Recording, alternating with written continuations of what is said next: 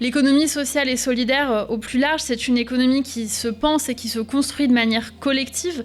J'ai plaisir à dire qu'elle privilégie la coopération plutôt que la compétition.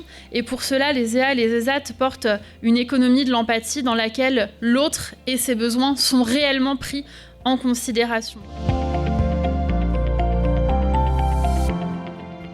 Nous avançons les pas à pas, mais il faut que ce soit, je dirais, solide pour permettre à ce que nous atteignions une véritable société inclusive, mais on ne sait pas quand, mais on y va. Soyez activateurs de progrès. La société, il n'y a que les combats qu'on ne mène pas, qu'on ne gagne pas. Nos sociétés, les sociétés sur lesquelles je travaille, y compris les plus anciennes, celles qui n'ont rien laissé en termes de culture que leur sépulture, pratiquent une inclusion qui est pleine de bon sens parce qu'elle est dénuée de toute cérébralisation excessive. On prend l'autre tel qu'il est et on ne cherche pas à le changer ou à le standardiser.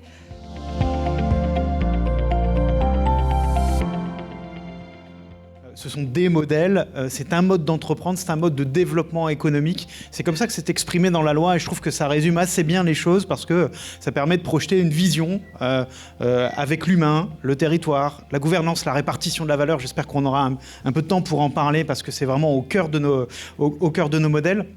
En réalité, derrière, il y a des principes qui sont communs, qui touchent à la gouvernance démocratique, la non-lucrativité et l'utilité sociale. Il va falloir mettre dans nos modèles économiques, dans le capitalisme, le fonctionnement des entreprises, la façon dont sont menées les activités humaines, une disruption équivalente à ce que le Covid a apporté dans nos vies. Je trouve que le combat social, il a été un peu balayé au profit du combat écologique, alors même que le combat écologique n'est pas mené avec assez d'ambition.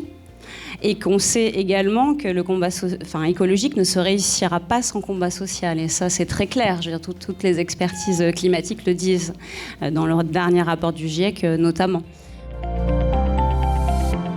Je tenais vraiment à saluer la démarche de votre réseau qui consiste à faire se rencontrer les 2300 ESAT et entreprises adaptées avec le monde économique, public ou privé. Le monde du travail des personnes handicapées s'est grandement professionnalisé ces dernières années. Je sais que vous y avez particulièrement contribué. Je sais aussi que nous pouvons tous compter sur vous pour continuer à l'avenir.